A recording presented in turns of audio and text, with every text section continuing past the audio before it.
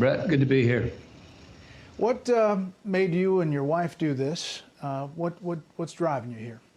Well, actually, it was a friend of mine, Roy Spence, here in Austin, and I've been trying to keep my pulse on what's the message, right now as we go through this pandemic. And we started off about staying at home, and then it turned into wear a mask. And, a few weeks ago, about a month ago, I could feel that this united purpose we all have as Americans to beat this enemy and this virus, that purpose got hijacked a bit by partisan politics. And all of a sudden the narrative became, if you want to go to work, you're on the far right. If you don't want to go to work and you want to stay home, you're on the far left. And now even the mask wearing is getting politicized, where if you want to wear a mask, you wear a mask, you're a liberal, and if you don't, you're a conservative. And that's just not true.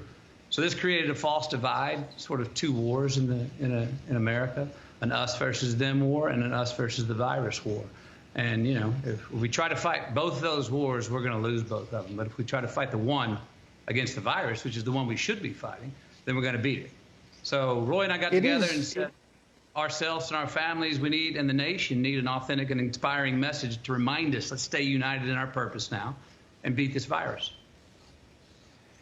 It is interesting that divide has developed in a partisan way. Obviously, it's an election year, and party politics factors into a lot of things. But Republicans, I think it's fair to say, don't want to see people die.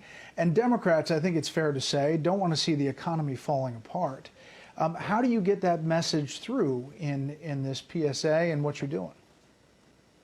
Yeah, well, part of it is saying just that, to remind us that this is not about politics. It's about us, the USA. And we got to take care of each other right now. We have a collective purpose.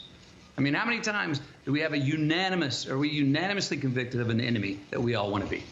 And look at how great Americans are when purpose comes to us in a crisis. Look at who we are in World War II. And we have a crisis that came to us. We were united in that purpose. And all of a sudden, the human factor started to get split.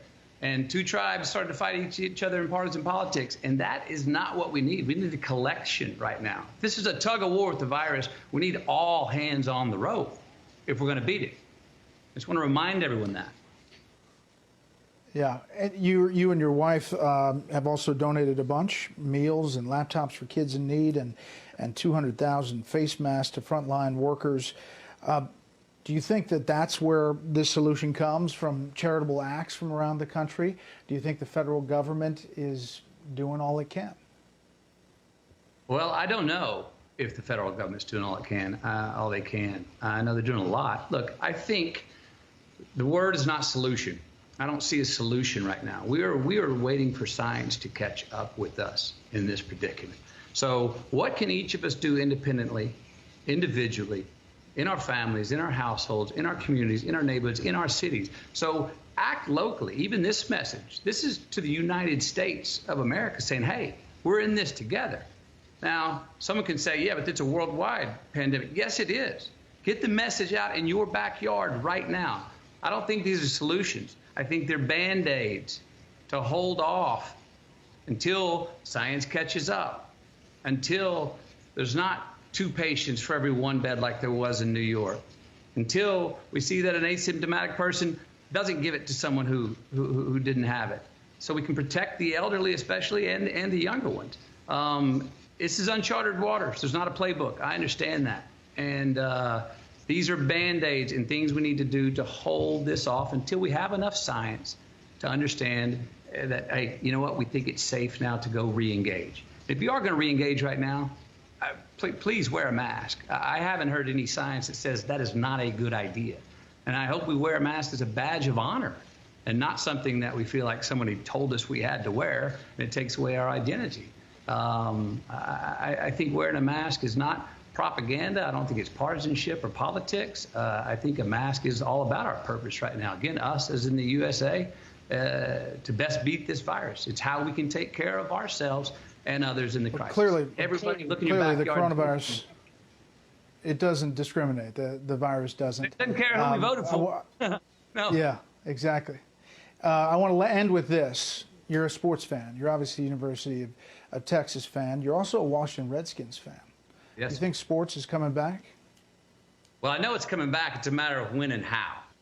You know, we know it's coming back. And, you know, are we going to play games without fans in the seats? Are we going to play games with fewer fans in the seats, separated by 6 or so feet? Are we going to come back and fill stadiums? I don't know when that's going to happen, but it will happen again. That's another thing we all need to remember.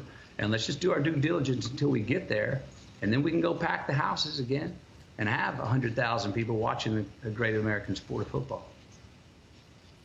Hey, Matthew, thanks a lot. Thanks for what you're doing, and we appreciate you coming on. Appreciate it. Thanks for having me, Brett.